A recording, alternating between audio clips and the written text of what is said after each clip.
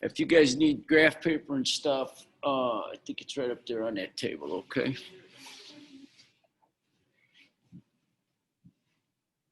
I thought I saw the turtles out. I think I put them all away.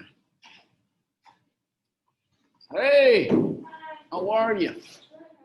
Good.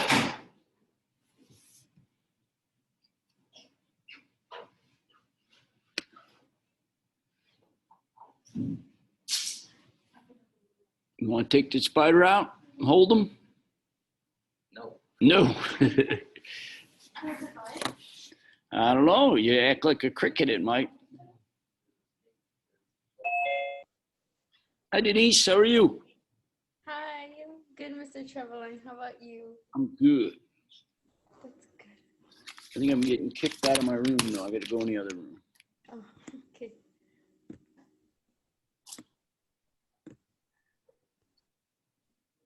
She's eating for 300, that the praying mantis up there. Yeah, she's gonna like turtles. They've been with me for 35 years. I'm gonna wait a minute, Denise, make sure these guys are all set up. You guys might want to get on the computer and make sure. Oh, why don't you take them out and get a picture? Barla! Mr. Trevelyan. Yes, how are you? Good, you? I'm good. That's good. I am good.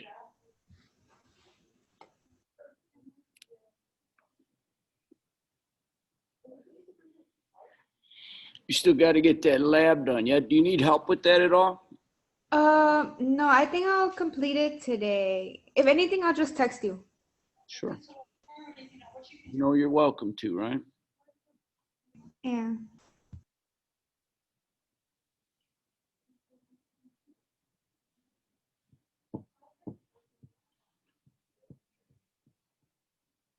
You been just too busy lately?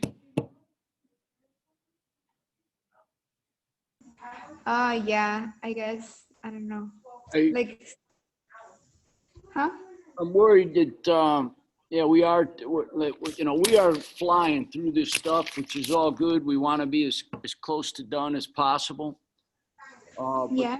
do you need more time? You think this is too fast? No, I already saw the video of Monday, like Monday's lecture. And that So I wasn't, think, no, I think I'm all caught up. okay. Just got finished with that. This is all new for all of us. I want to ask you guys, hey, should we go? Yeah, we'll go next door. Hi, Ari, how are you? Yeah, man.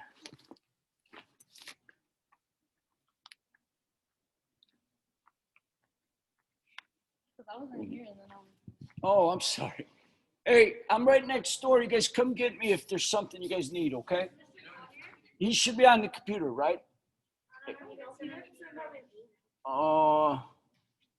Open your computer. I bet he is.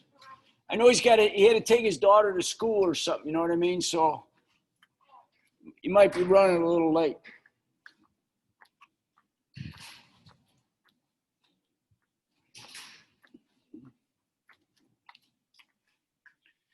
How about you? Crazy busy or doing okay? Daniel. Hey, how's it going? Good. Everything good? Mm-hmm. Just getting my notes up. Oh, okay.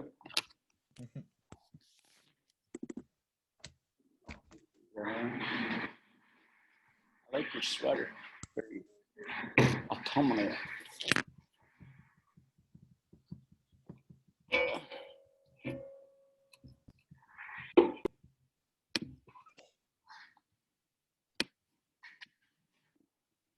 Hey, Becca, you saw your little baby? Your little baby plant? Yep.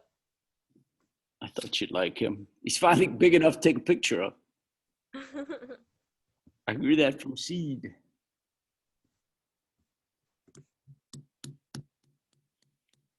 All right, what do we got here? Is it time?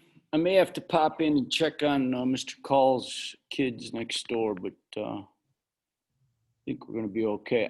I got a couple questions for you guys while we're waiting. Hi, Stephanie. Are we, I thought about it walking the dog. You know, we are, and I have nothing to go by in terms of how fast to go. Hi, Kristen. Are we crazy busy? Are we doing okay? We're good now. I'm good now. Yeah, we're not Yeah. that. No, not anymore. All right. Because to me, I want to go as fast as we can so that we get time to review at the end. But like I said, if we're going too fast, I need to know that too. I said we're 12 chapters in, 4 sacred labs done in a pandemic. I'm pretty impressed with ourselves. Like I said, when you guys visit colleges or whatever, ask them where they're at. I guarantee they're not where we're at. But it's not a sprint, it's a marathon, you know, so we got to pace ourselves to get through here. Some of you guys, I got to get that egg lab in. And what was the other thing? Oh, I wanted to talk to you about that last essay a little bit. That was what I was going to talk to, right? That was you? Yeah. So maybe we can do that at the end or something if you want. No, nothing. Nobody's crying. Give us more, Mr. T. Is that what you're telling me? I mean, I'm ready for more. Maybe just keep it the same. Keep it the same, yeah. Go faster. Okay, well, that leads me well, actually, let me ask you guys something because I am still screwed up on this schedule. Next week now, no school, correct? Monday. Wednesday, no school. You guys are testing or whatever, or Mhm. that kills, SAT. yeah, that kills 2 days next week. Which is fine. Like I said, I think we're in good shape schedule-wise if you guys are okay pace-wise.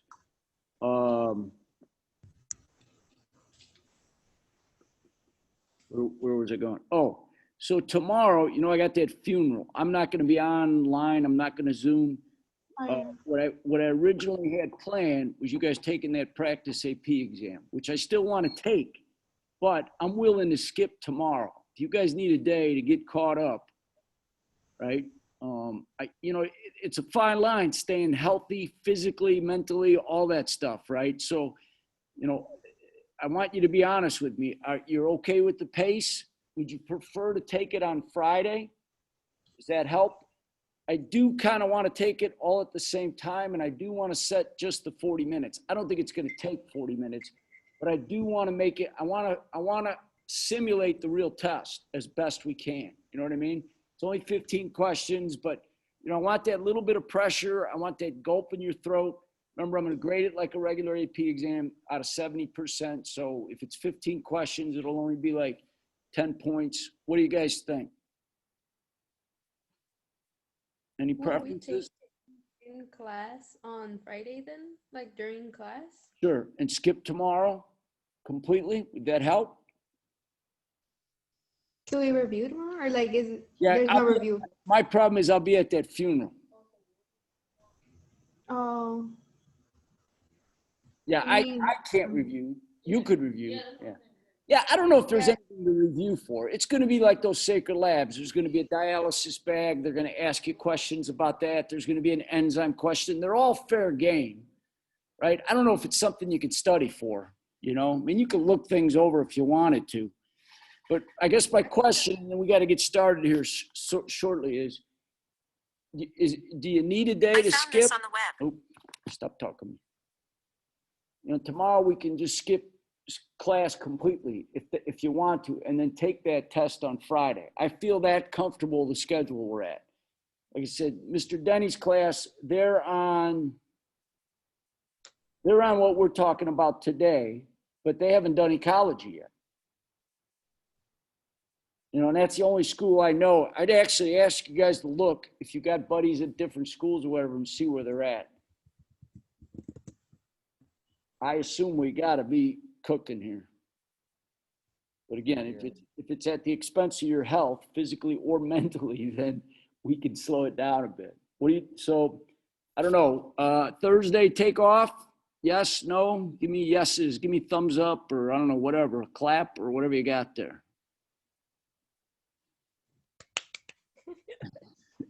Oh, I was talking the iCod, but okay. It's just gonna be on what we It's all the stuff we've covered you know what I mean? So I shouldn't say, you know, the question might be worded weird or whatever, but it's all regular AP questions. And I just picked through topics that we've covered.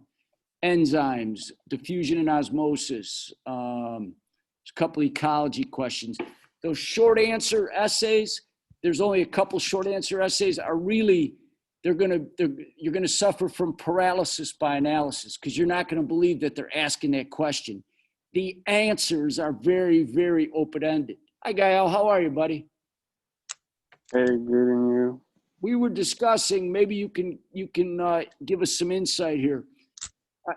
I walked the dog the other day and just couldn't believe the pace we're at. Am I killing you guys? Are you doing okay?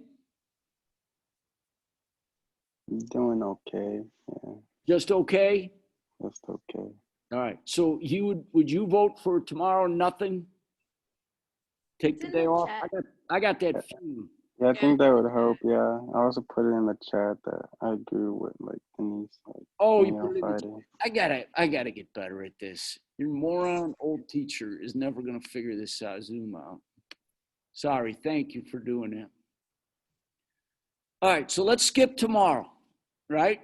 Come back to bite us in the butt maybe later, but I don't know. Like I said, I started counting up the chapters. I'm like, holy crap, we are flying.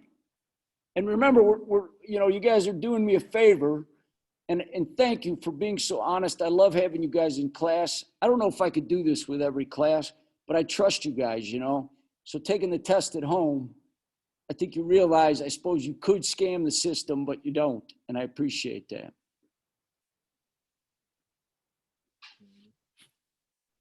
All right, so what do I got down here in this chat? And then we really got to get going here. Anything I need to know? What should we do tomorrow? I'd say nothing, right? If you're all caught up, work on your other classes. If you really want to, you can go through the stuff we've talked about. In theory, that's a great idea. You can read the book. Liliana, you still got no mic, right? No, I'm good now. Oh, you are? Awesome. Yeah. Fantastic. Okay, you didn't leave a response. What is that little arrow thing? That mean? So basically, I'm agreeing with Denise. I got you. Okay, I get it now. Okay, cool. So skipping tomorrow, everybody play hooky. You know what you could do if you wanted to is watch the Extraordinary Measures. I told you that's what we're going to talk today about is with that disease. That kid, well, the guy, he did quit his job and he tried to come up with a cure for his child who was going to die by the age of 8 of Pompe disease. Now, I just want to bring this up. The movies, you don't have to watch it. It's very entertaining though. But the movie is about his kid cannot break down glycogen. That should mean something to us, right? That's a polysaccharide, big sugar. Yeah. But you can't break it down, so it sticks in her lungs and she's having a hard time breathing. She can no longer walk, all because she can't process the glycogen. And remember, glycogen is how we stored our sugar. We eat it as starch. You know, we eat a baked potato, chop it into individual glucose molecules. Then it comes back out, we store it as glycogen. And so this disease is associated with that. And the disease we're talking about is lysosomes, right? So on this image here, let me go ahead and put this on full screen. Just to give you an idea, and I toyed with this. I went back and looked at all the AP questions. I spend an extraordinary large amount of time dwelling over this class. Good or bad, I don't know. My wife would probably tell you bad. But I'm agonizing. You know, all these cell parts, I know it's just ridiculous to learn them all, but I do want to know the ones that are attached to diseases. So if you'll bear with me just for a second here, I want to make a couple connections. Here's that rough ER. Remember, and I looked for my dog liver cell this morning. I couldn't find it in my folder. I don't know what, I misplaced it. I got to look for that. I'll show it to you later. But you see that rough ER, right, with the ribosomes on it? That's why it's called rough ER. And you need to know that's where proteins are made, right? That's the primary structure of a protein, peptide bonds, all that stuff. And that's where RNA is going to meet the amino acids so we could put them together. primary structure of a protein. Then that ER makes these little vesicles, which are nothing more than little doorways, and they're going to be secreted by these Golgi apparatus to produce lysosomes. Now you say, what's the difference, Mr. T, between a vesicle and a lysosome? I couldn't tell you from this image, but if I looked inside a lysosome, they would have hydrolytic enzymes, enzymes that break things down, like that glycogen for that little girl with Pompe disease, right? So lysosomes are going to break those things down. Here, I got to move the chat over. So here you see the lysosome taking care of an old cell part and just breaking it down and digesting it. Over here, it's taking in food particles. This might be like an amoeba or something, and it's doing the same thing. It's breaking those down. So the membranes fuse together. Now remember, please, all of these membranes are not only related in function, but they're related in evolution. What I mean by that is they're all created by this same cell membrane. So we can adjust our cell membrane accordingly.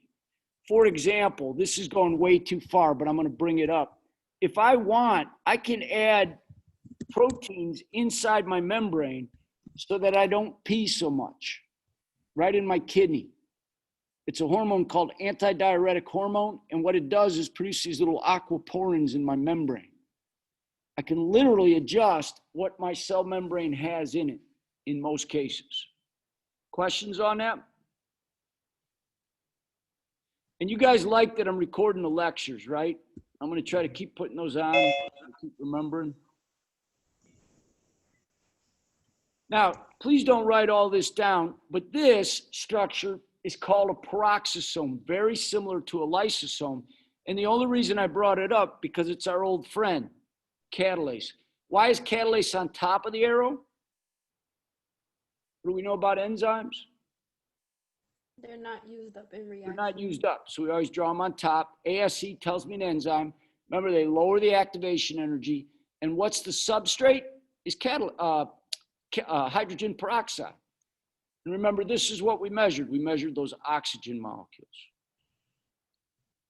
So again, we're not going to memorize every cell part. This chapter is frustrating in those terms. But I'm just trying to make some relationships, especially when we can talk genetic diseases. All right, I'm going to skip that. I like, Daniel, I went home thinking about that. It's perfect, right? The Golgi body, what they do is secrete proteins, right? If you had a cell with lots of proteins being produced, then you better have a lot of Golgi bodies, like my pancreas. Mm-hmm. And they, Daniel the other day called them, Amazon, right? That's exactly what they do. They box up the proteins and get them ready to be sent out that cell, right? This vesicle's membrane is the same as our cell membrane. They're all related in function and they're all related in evolution. We think they came about the same way. So I can either add this my cell membrane or I can delete my cell membrane. And then I ate my cat's claw. By the way, if you guys want one of those plants, you can have one. But my point of that, eating that plant, was that kid has got a brain tumor, right? She was one of my former students at CLC. And they think that there's a protein inside these vacuoles that not prevents, but actually stops cancer, right? One of the shaman down there has been using it for probably generations, and Western medicine has gotten a hold of it. You'll hear about cat's claw, right? Anybody hear about it? Maybe you'll see at a nutritional store or whatever. And my point is, that's what vacuoles do. They store some of what these call these secondary compounds. Some of them we like, some of them we don't. Let me give you a little closer to home. Don't raise your hand for this, but has anybody ever smoked a cigarette? Right? What I'm doing is I'm taking the nicotine inside those vacuoles of a tobacco plant, and it's usually designed so a grasshopper eats it and goes, oh my God, I'll never eat that plant again. But humans at some point said, wow, nicotine, let's grow it everywhere. Yeah, that's what I mean by secondary compounds. They're very interesting. And we think that the rainforest, while it still exists, has lots of these proteins inside these vacuoles that could be our next cure for cancer.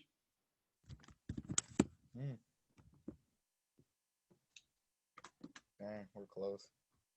What's up? And so they're like, make it seem like we're close, In terms of cures? or at least a treatment or something like that. Yeah, in terms of some cancers, we found them. There's a periwinkle plant. It is known to treat some cancers.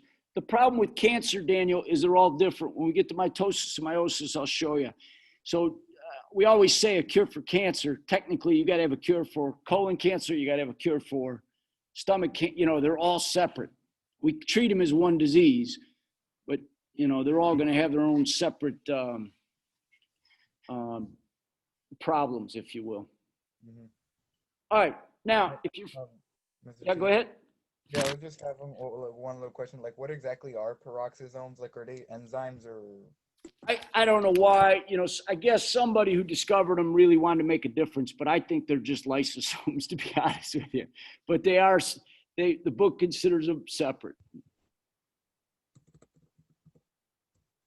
And I never understood that either. I suppose if I discovered them, I'd want them separate than lysosomes.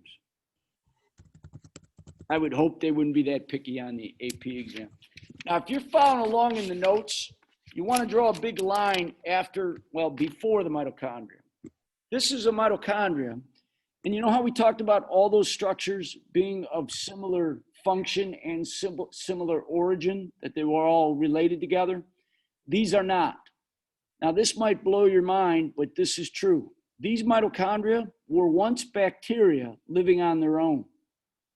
These mitochondria climbed into our cells some 2 million years ago, and they stayed. And we like them because they make ATPs. Now you say, Mr. T, that's pretty far-fetched. How would we know that mitochondria were once bacteria? Well, if you take one out and you put it next to bacteria, they look exactly the same.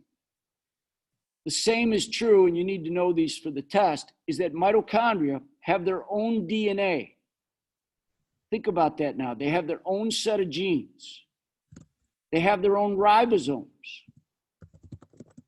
And of course, they can make ATP. They're the ones that are going to do cellular respiration. They're going to be able to convert glucose into ATP. We call them the powerhouse of the cell. So they have their own form of DNA? They have their own DNA. It looks just like bacterial DNA. In fact, there are some diseases associated just with the mitochondrial DNA. Now, it's been a couple million years. The one thing we've never been able to do is to take it out of the cell and get it to live on its own again. I think they're like house cats, you know? Cats have lived with us. We've domesticated them over the years. And they kind of do okay outside, but not really, huh? The more they stayed with us, the more they've become associated with us. And now they've lost that ability. So at one point, we engulfed them, and they started growing with us. And they do it. Yeah, go ahead.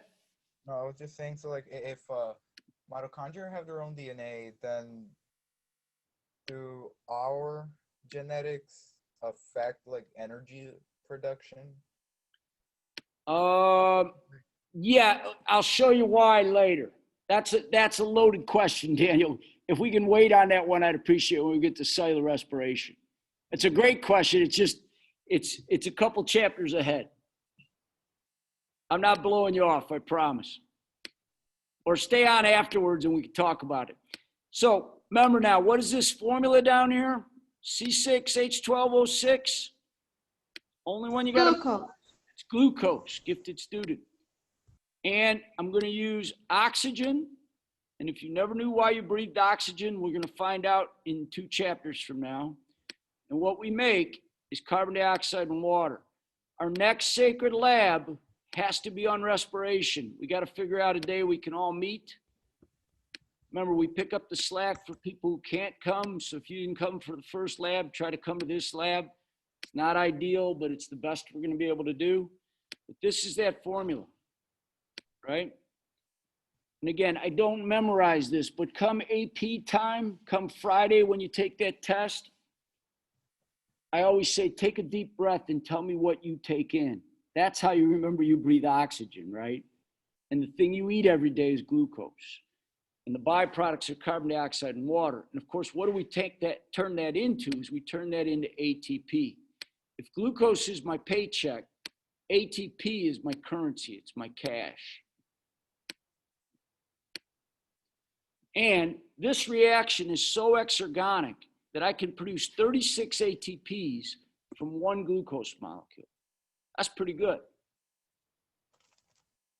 I say 36, put that in quotes, because that number is sometimes up for debate.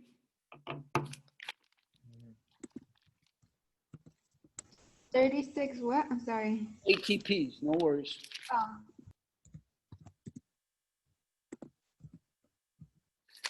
You guys never have to be sorry, right? Just get your education, make me work hard.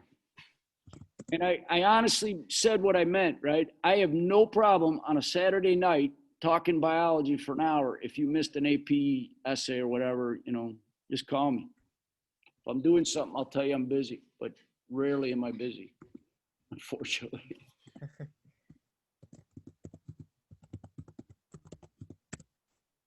Mitochondria. Okay. Can I turn the slide or not yet? But you see how this is not part of the endomembrane system. We don't think any of this came from the cell membrane. These guys are on their own, like little house cats in our cells. And they're making their own ATPs. See all these grooves inside them? That is for making ATPs. More surface area means more ATPs. And if you are a marathon runner in the 2 hours miles or 2 hours time, then you probably got a lot of mitochondria in your muscle cells. So like, it adapts. Your body adapts as you get. A little bit, but I assume some of that is going to be genetics. There's a funny story, this running book, and the guy is interviewing all these marathon experts, the marathon title holders. And he calls this village in Kenya, and he starts talking to this guy, and he says, "Hey, are you the winner of the 19 whatever Olympics?" He goes, "Yeah." And only in Kenya can you get the wrong phone number. He called the wrong number and still got a guy that won the race. Isn't that funny? So there's probably some genetics there. Yeah. Okay, I like it. Okay. Funny story. So yeah, I'd say some genetics, but you can improve. We'll talk more about that later. Why can't I? Mr. Carboline, if Yeah, yeah. mitochondrion is not like from our DNA, then like how does it end up in our like body or like in our cells? That's a great question. 2 million years ago, there's a theory called endosymbiosis. Don't need to know the name yet, but we think that one of the cells that originated into us engulfed these mitochondria by a process called phagocytosis. They literally surround it, and instead of eating it, it became part of our cells. And the evidence we have for that is that, like I said, they have their own DNA, they have their own ribosomes, and they can make their own ATPs. Literally, they can do everything they need to do. Does that make sense? Yeah. Yeah, but I think that raised up a question for me too. Go ahead. Because like, since we are developed from our parents' DNA, how did the mitochondria get made if it's not like they divide by themselves. So like do we get our mitochondria from our mother, or are they in sperm cells? Or? That's a great question. And that is a question they're going to expect you to know on the AP exam. All your mitochondria came from your mothers. They're in the eggs. None of them get in from the sperm. So when we talk genetics, you literally can track your mother's mitochondrial DNA. And it never changes, unlike your nuclear DNA. So that could tell us a lot when we get to evolution.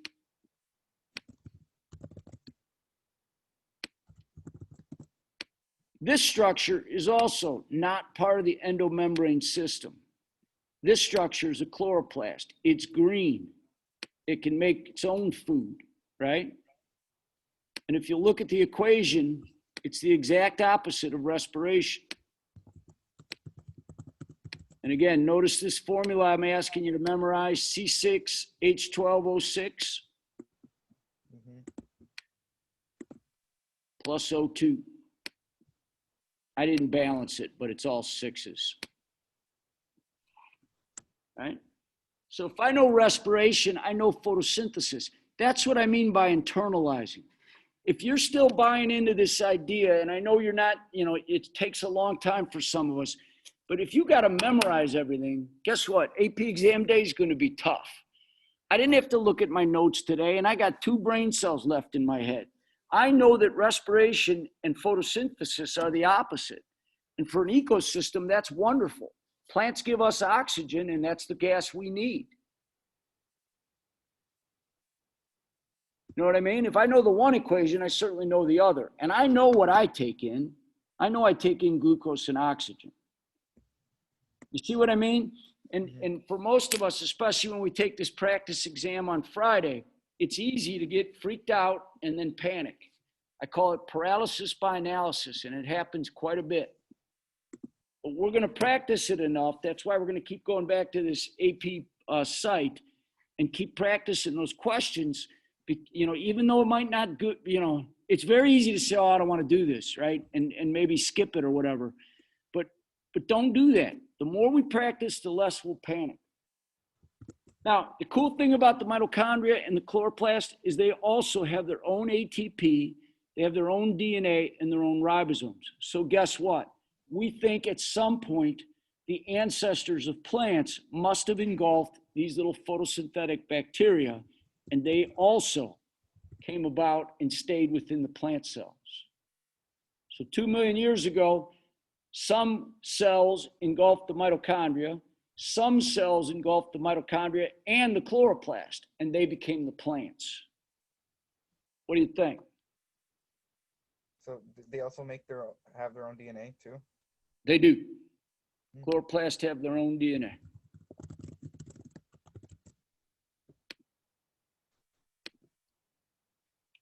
I failed to mention something.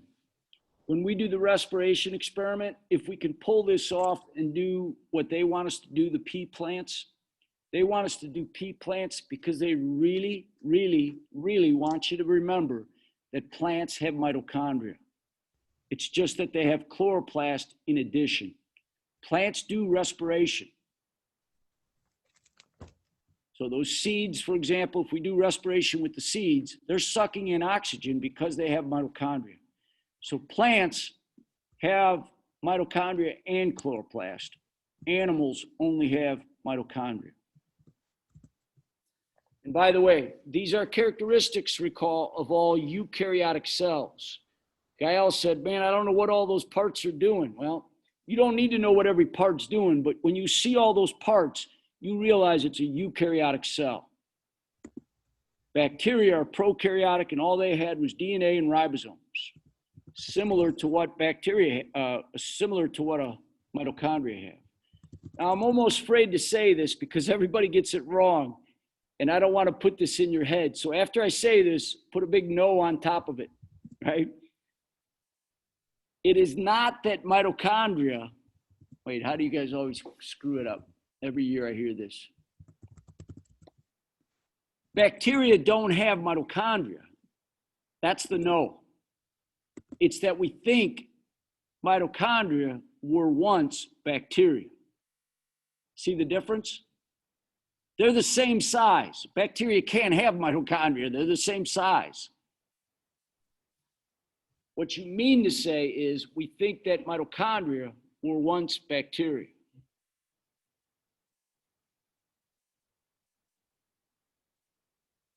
Now, again, don't memorize, but here's a blast from the past again. These are muscle proteins. Muscle proteins called microtubules and microfilaments, and we'll talk more about them later. But how do they move? If I move my bicep, what do I got to add to those proteins is I got to add ATP. I got to phosphorylate those proteins. I got to add the phosphate. Remember, the secret to ATP is the bonds are easily formed and easily broken. So any muscle you move, better have a lot of mitochondria because they're going to need to phosphorylate those proteins. Good muscle cell, you know, if you're a healthy human, you probably got 2,000 mitochondria per muscle cell. They got to make a lot of ATPs. And yes, I think there is a little genetics to that, right? Only some people are going to have so many mitochondria. You know, those, I can train really hard and do a decent marathon, but there's no way in heck I could do a 2-hour marathon. I can't even run 1 mile that fast, right? They're doing sub 5-minute miles for 26 miles. Yikes. I don't think we can keep on even with like a bike. That's how fast they are. Oh boy. I'm assuming You're they hilarious, Mr. Treveline. lots of mitochondria. Why? What are you saying? You're like, yikes. I'm a runner. That's why I'm impressed by that. All right. Thank you for sharing. All right. Now, this structure is only in animal cells. And again, we're not going to dwell on it much. But for some reason, plants don't have these centrioles. These centrioles are what the spindle fibers are going to form off for the chromosomes. And they're unique to animal cells. We have no idea why. Even if you fry them out, if you laser out the centrioles in an animal cell, it'll still do cell division. It'll still produce spindle fibers. We have no idea. So maybe on that extra day you got off, you can figure that out. I'll give you some extra credit. Wait, centrioles? Oh, okay. Yeah, no idea. At least last time I looked, nobody knows why they're only in animal cells. And like I said, yeah, you know the spindle fibers come off them, but they'll do it without it. So I don't know why they're there. At least last time I looked. All right, you guys still good? I'm going to keep going here. Like I said, I'd like to work us hard today and then take tomorrow off if possible. Now, these idea of flagellum and cilia. Cilia are nothing more than little flagellum, right? A sperm cell is a classic flagellum, this big long tail. Cilia are more little like hair-like structures. But guess how you got to move them? What do you got to put on a flagellum or a cilia to get it to move? To get it to change? A phosphate. You got to put a phosphate. So sperm cells and these little paramecium better have mitochondria to make ATPs, right? We did the sperm dance earlier, right? Every time I want to change that tail's shape to get it to bend so that it moves, I got to phosphorylate it. I got to add a phosphate from ATP. If you haven't figured this out by now, ATP is the currency of the cell. That's how we can spend energy. Mm-hmm. Now, this is certainly going to throw you for a loop, but I'm going to tell you now because when we get to evolution, it's going to matter. I cut a sperm cell in half, its tail, and there's this arrangement, this 9+2 arrangement. These are those little protein fibers that I have to phosphorylate. All I want you to write down now is 9+2. And the reason I bring that up is because bacteria have flagellum, but they don't have these microtubules. And so we don't think that bacteria and humans, for example, came from a common ancestor, not a recent common ancestor. Even though they both have a flagellum, they're not really from the same origin. You know, a more extreme example would be like, you guys probably realize that a bug and a bird, even though they both have wings, didn't share a recent common ancestor. It's kind of like that. But you have to look really deep inside the flagellum's tail to see. We can go later today. Huh? I didn't hear that. No, I'm sorry. I'm talking to my. Oh, you're talking to somebody else? Yeah.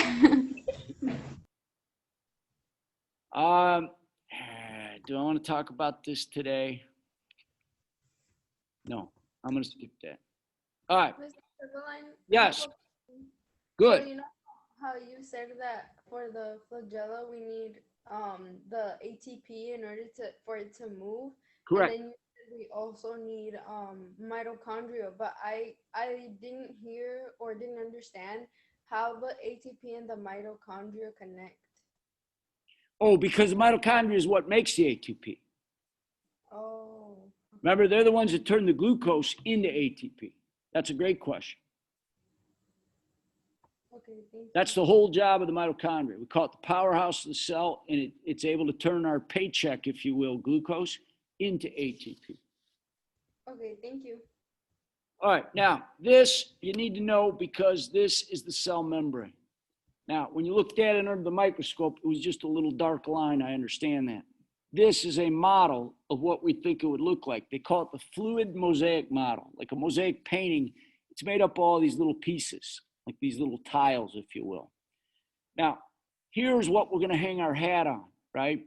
Here's something that, if you have to, we memorize. And it's got a nice chant to it. I sang it to you yesterday. There's a protein on the outside. Then there's these gray little balls called phosphates. They're anybody? Face the water, so they're hydrophilic. Philic. Then we got these tails on the inside that are hydrocarbon tails. They're hydrophobic because they're facing in. And then there's another phosphate that likes water, so it's facing out. And then there's more protein. So my stupid little song is nothing more than this, but it keeps me from getting nervous on the AP exam. What I say is it gives me something to hang my hat on, and then I can, work around the rest later. But I could say this, if you woke me up in the middle of the night, I'd be able to tell you this, right? It's protein, phosphate, lipid, phosphate, protein. See what I did there? Say it again. Sure. Oh, you're all going to say it. Protein, phosphate, lipid, phosphate, protein. Protein, phosphate, lipid, phosphate, protein. Also, it's kind of like a sandwich. Yes, exactly. A bilayer sandwich with proteins in the middle. Now you'll notice that some of these proteins are going all the way through the cell membrane. These are going to act like little doorways. Does anybody remember the two hard things that have a hard time getting through our cell membranes? There was a little phrase for them too. Larged and charged. Good job. Have a hard time getting through the cell membrane. So they're going to use these little doorways. Wait, what were they? Larged and charged. I'm saying it that way for a reason, right? Because it helps me stick it in my head. Larged and charged have a hard time getting through the cell membrane. I could tell you it the other way, right? And tell you that small and uncharged molecules can go through the membrane very easily, but that just doesn't have the ring to it. You know what I mean? So I don't remember what goes through the cell membrane. I remember what has a hard time going through the cell membrane, and that's larged and charged. And the song goes, if you'll follow along here with my little mouse, goes protein, phosphate, lipid, phosphate, protein.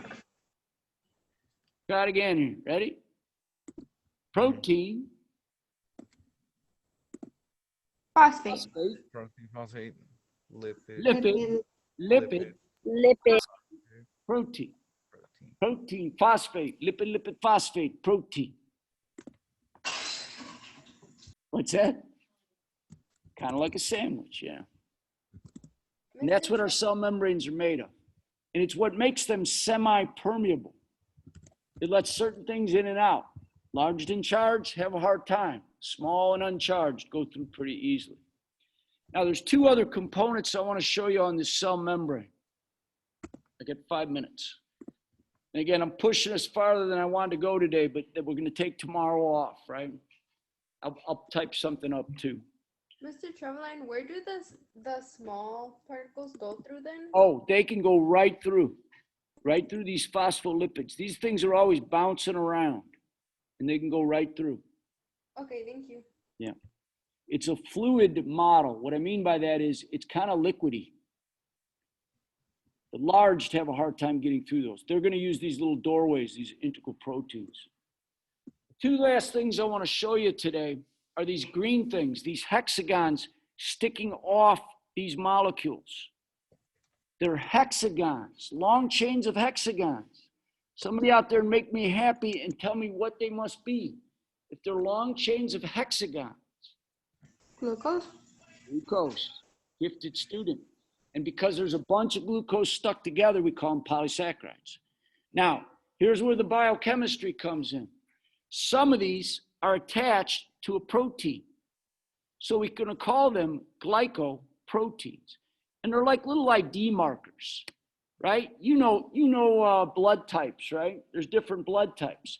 Well, if I got a glycoprotein that is unique to me, I can't give you my blood. My glycoproteins don't match up.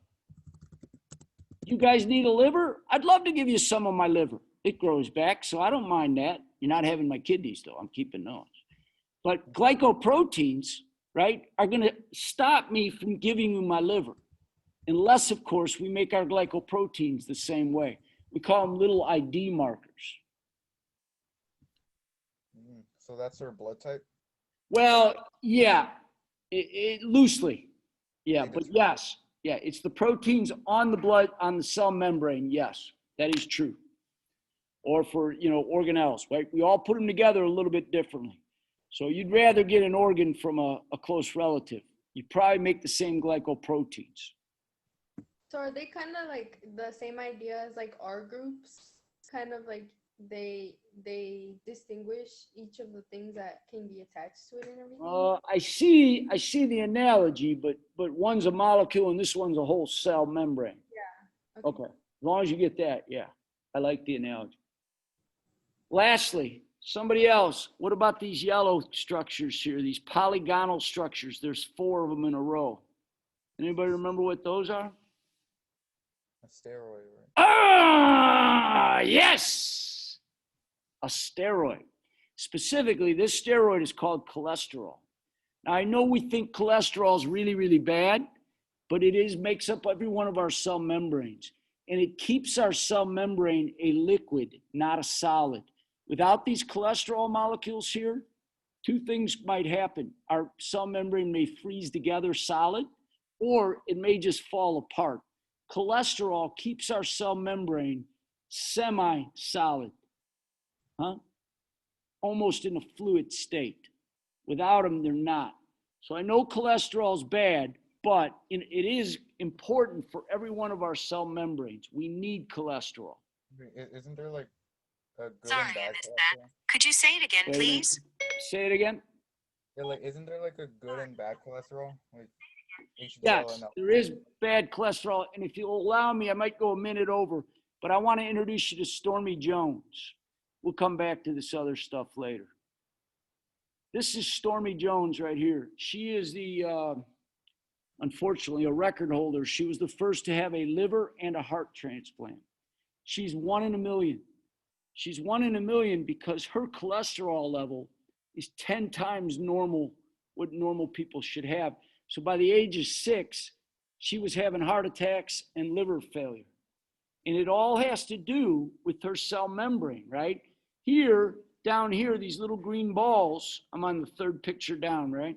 These little green balls are those bad cholesterol, those LDLs. And she doesn't have any of these triangles, these LDL receptors, to suck in the bad cholesterol. Some of us, right, we have genetics of that too. Like, oh, I have high cholesterol. It comes from my family background, But she has none of them. Well, she didn't have any of them. She has since passed, unfortunately. But she was born with not a single receptor. All that cholesterol stayed in her blood. Bad mutation to have.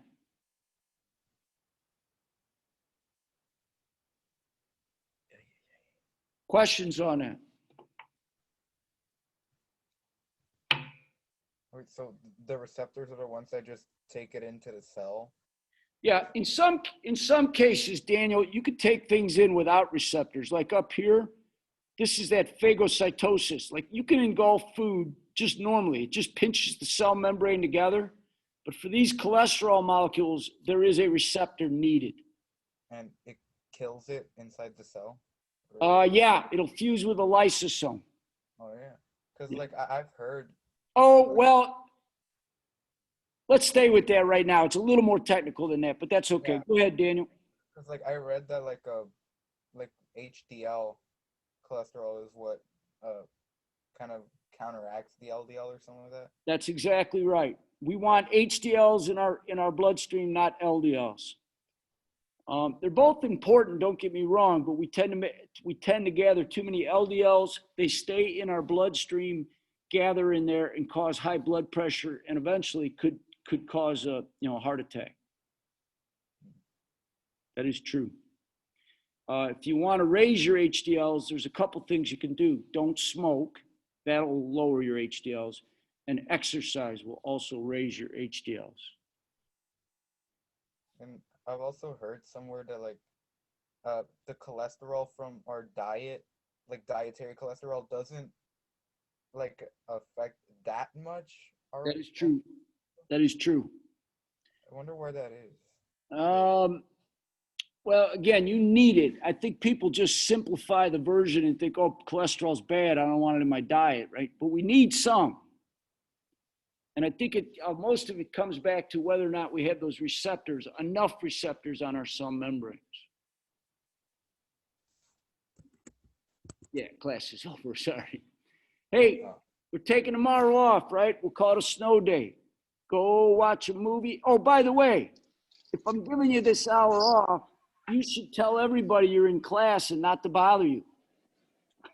Okay? You know, you can stare at your computer and watch a movie or something, but say, hey, don't bother me, I'm in biology class, right? But we're not going to do anything tomorrow. Friday, I am going to hammer you with that AP exam. 15 questions. Again, I want a lump in your throat on Friday. I want you to feel like, oh, this sucks and I didn't do well and blah, blah, blah. Because that's how the real AP exam is going to be. And I'm grading it on a scale, it's going to be like 70% is going to be a 5. So 70% gets you an A. We're not used to that, right?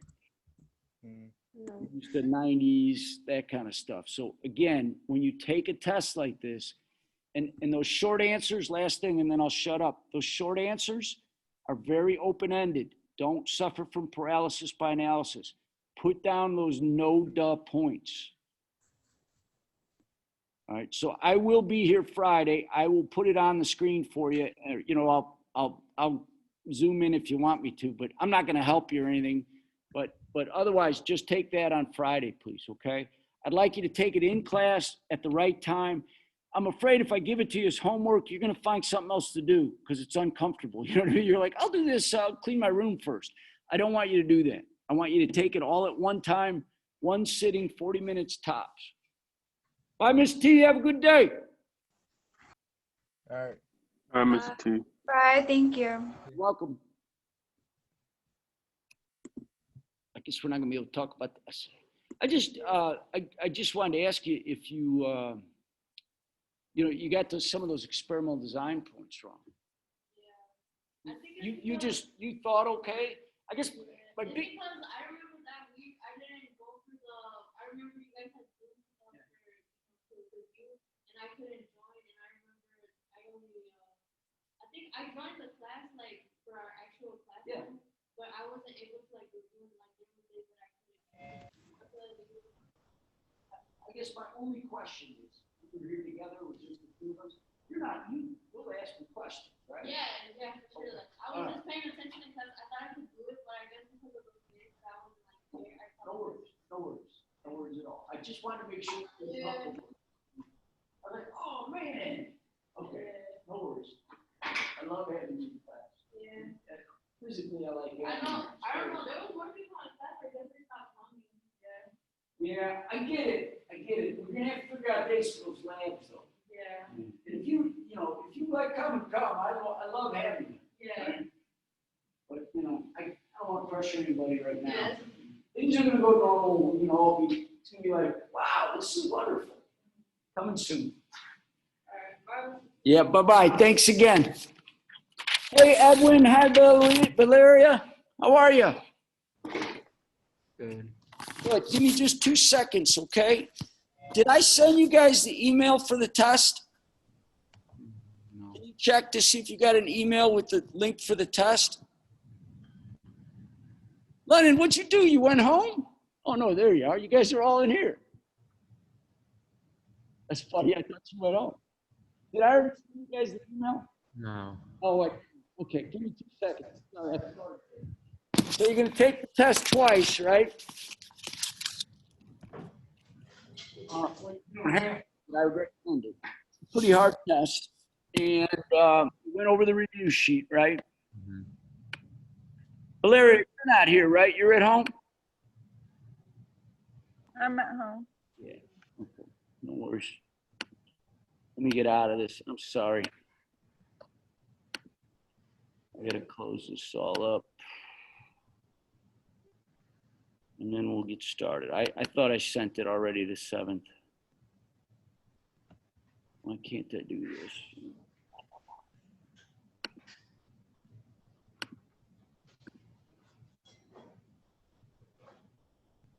You guys got to do well on this test because I'm the new teacher. You know that, right? Mhm. No pressure. You studied? Mhm. Okay, send. 7th down. All right. Ladies first. Valeria, tell me if you get this, please. Come on. Why is it not working?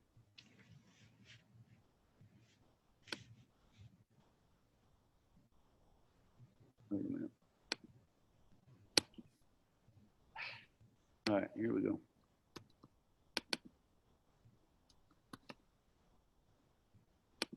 All right, Valeria, Edwin. Make sure I'm sending the right person, and Lennon. Next. All right, good luck, guys. Y'all got it? Yeah. Okay.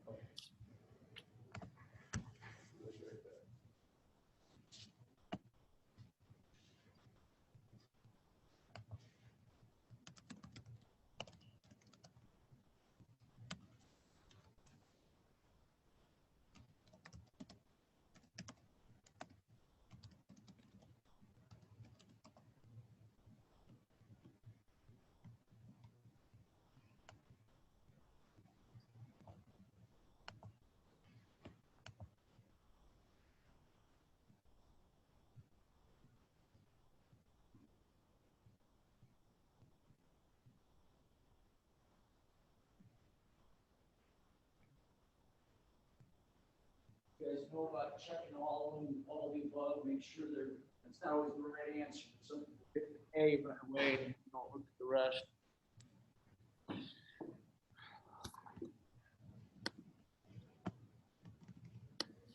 Valeria, I might cut you off on YouTube, okay? It'd be on accident, but you don't need me, right? Okay?